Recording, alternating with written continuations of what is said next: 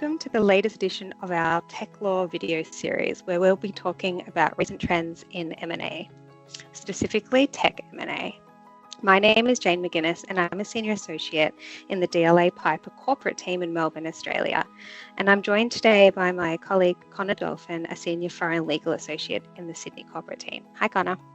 Hey, Jane. Great to be joining you here from Sydney this evening.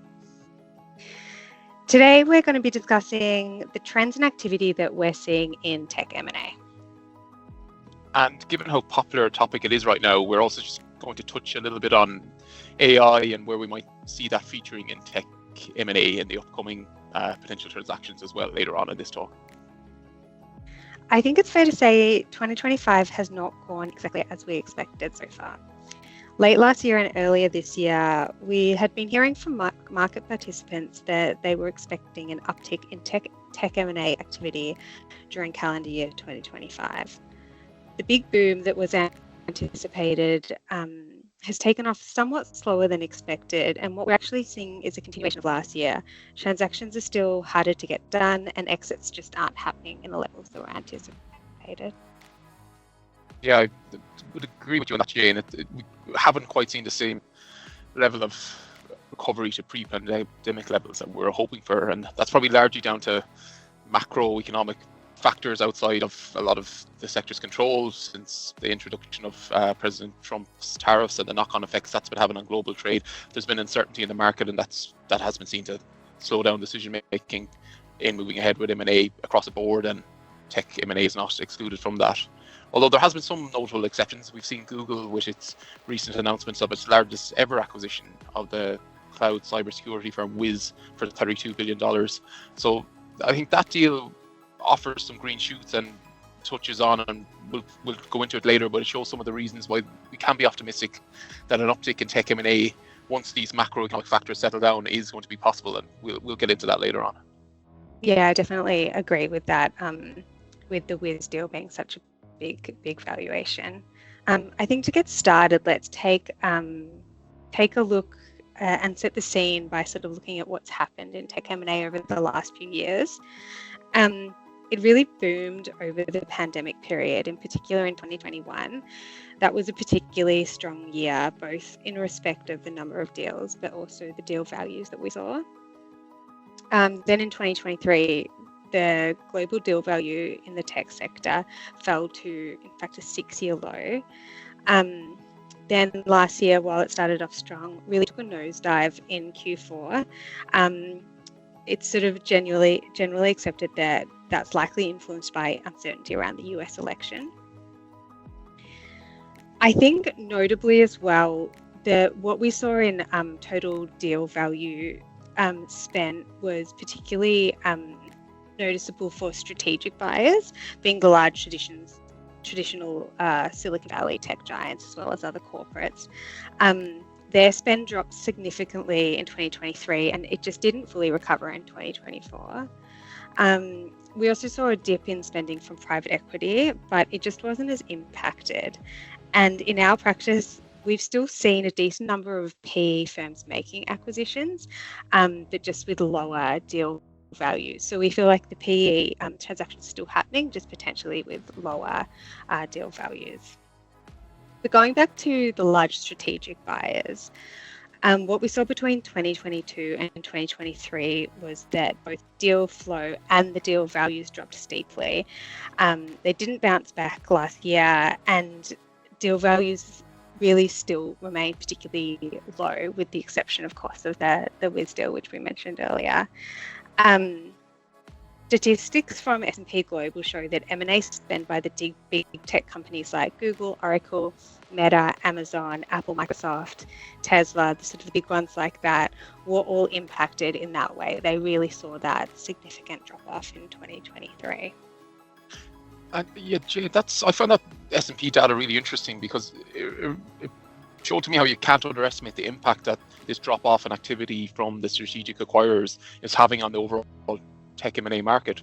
Because during that pandemic boom, we look at the stats, the those strategic acquirers, the corporates, they were paying the deal valuations. The amount they were actually paying in these tech transactions was like overall contributed to the market was like 4 times the spend from PE and other factors. So the market, tech M&A market really is dependent on these strategic corporates being very active, because that's where a lot of the interest and competition and spend comes from in the market. Yeah, that's right. And throughout 2024, it was really noticeable that those big tech giants were largely absent from the market and absent from buying. To sort of delve into a bit more detail, what we saw is between 2017 and 2021, Microsoft, Adobe, and Oracle collectively spent $78 billion across 99 deals. In 2023, they each only did one small single deal each. And I don't have final stats for 2024 and 2025 to hand, but we just didn't see the pickup to those pandemic levels that we had seen previously.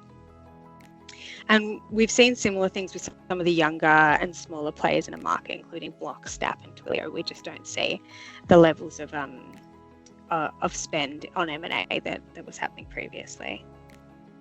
But then that's interesting, because we are seeing the recent earnings announcements, and over this period, earnings are increasing in big tech, valuations are going up all the time. So if they aren't spending their money on M&A, where are they spending this money? Yeah, it's a really good question, Connor. The reduced spend from these strategics is likely a result of a mixture of macroeconomic factors. So if we look at things like prolonged market volatility, high interest rates, heightened regulatory action, we've also seen valuations plunge since the prices that were paid in the pandemic tech M&A boom around 2021. And that's made sellers reluctant to go to market. Multiples are lower than they were a few years ago, and selling at a lower valuation than you could have gotten several years ago is a pretty difficult pill to swallow for founders who have invested years into their business, and also for investors who acquired their interests when valuations were higher.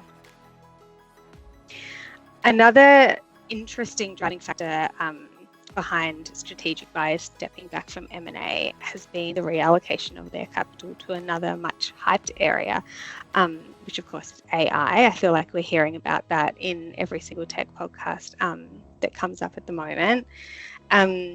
Since the emergence of AI, strategics have spent more capital to build AI infrastructure in-house. And that's not only building their own AI platforms or products, but also spending capital on AI infrastructure such as data centers. I think data centers are a really big one we've seen. Meta and America's 3 big cloud service providers, being Alphabet, Amazon, and Microsoft, have spent a combined $180 billion on data center infrastructure in 2024 alone. So seeing a lot of capital being spent in that area. We've also seen big tech investing in rather than actually acquiring AI startups, so sort of banking on where the future could be for AI. Something else that is sort of playing into the whole environment at the moment is reluctant PE sellers. So in addition to just having less strategic buyers, we've seen PE funds holding on to their tech companies in their portfolios for longer. Slowdown in macroeconomic conditions since the tech boom over the pandemic, recent inflation, and several other factors has meant that tech companies have struggled to fully pass through the cost inflation via their price increases. And it's led to lower exit valuations, which obviously for PE funds is not an ideal scenario. We're seeing, because of all of these factors, a gap between what buyers are willing to pay and what PE sellers are willing to sell for. And the result is PE owners really holding on to their tech companies for longer, either waiting for those conditions to improve or hoping that they can somehow improve the asset that they have. So I think we've sort of talked a little bit about what has happened in the past. So let's chat now about what we expect to see from 2025. I might pass over to you, Connor, to get started on that. Yeah, thanks, Jane. As we mentioned earlier, strategic acquirers, they make up a huge proportion of the overall value in the tech M&A deal sphere. So it's clear their active participation is going to be vital to produce a meaningful tech M&A recovery and uptick to those pandemic levels we saw. And that's certainly something that the PE owners, the reluctant PE sellers that Jane mentioned just there, they're hoping for when they're looking to bring their companies to exit in the market in 2025. They're banking on strategic interests to generate a more competitive environment to help, bridge that valuation gap. Yeah, I think that's going to be really important to bridge that gap between buyers and sellers to be able to get those M&A deals sort of off the ground. Yeah, and looking outside of market conditions, just why will these strategic acquirers, why do we think they're going to need to get back into the market, and corporates generally looking at tech M&A? Well, we think that there's just a need to keep pace with technological developments. That's going to drive an uptick in activity. Technology is evolving quickly, like we're especially seeing it in fields like AI, cybersecurity, cloud computing, and that's really noticeable in industries like healthcare, where technology is transforming the way things work in the whole industry. So this is going to compel like your traditional big tech, but also just your other corporates to seek strategic acquisitions to try bring the latest tech developments in-house, bring skills in-house, and to enhance their capabilities.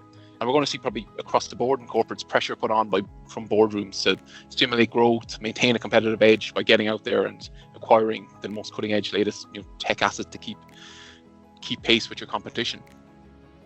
And there's been actually an example of that we worked on here in the DLA Australia team in the past couple of months, was advising on Australian fintech Demist on their sale to Portuguese unicorn Feedzai.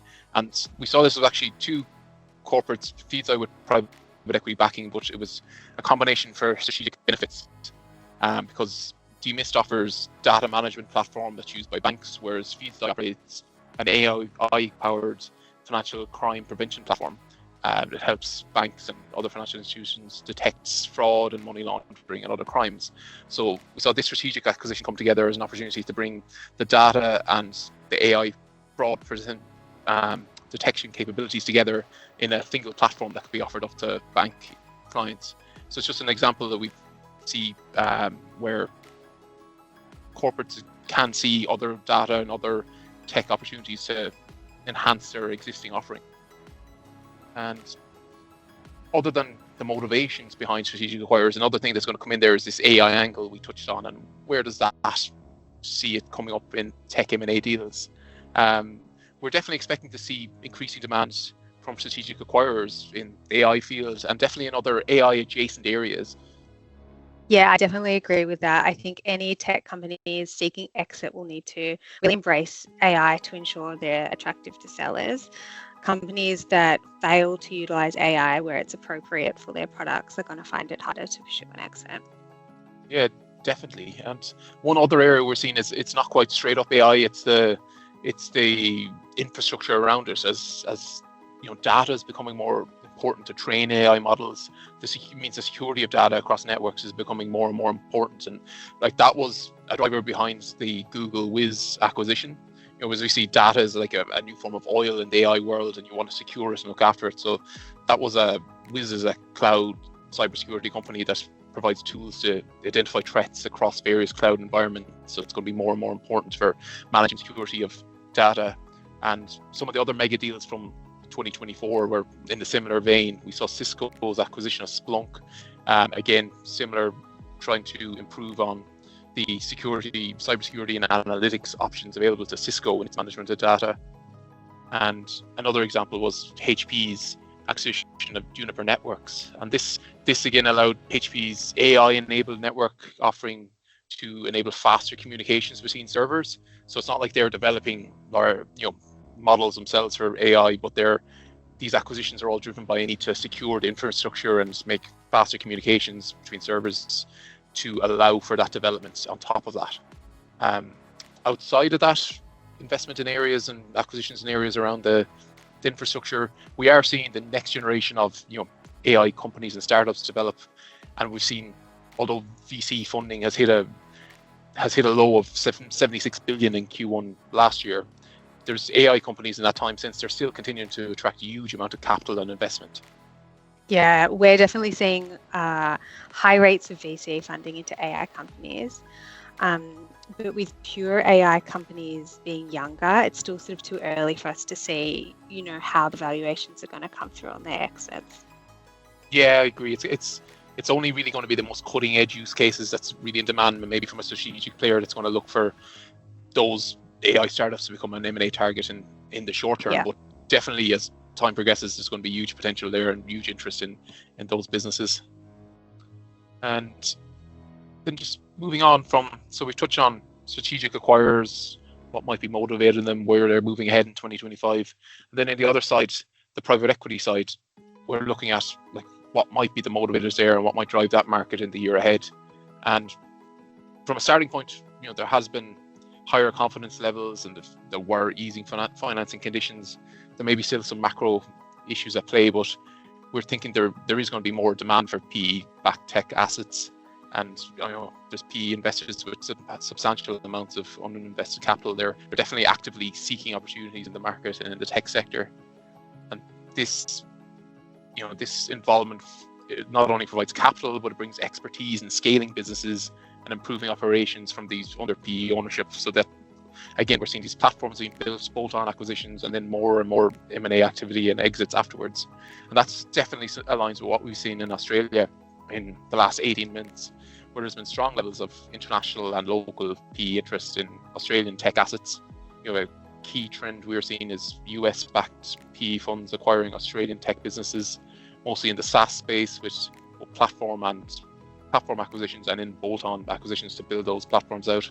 And another interesting trend is, like, more often than not lately, where an Australian software business is coming to market, they're going directly to US-based bankers to seek out directly US PE firms to invest in them. That's the market, the global market at the moment in tech investing. It really is looking to those US and some European PE firms.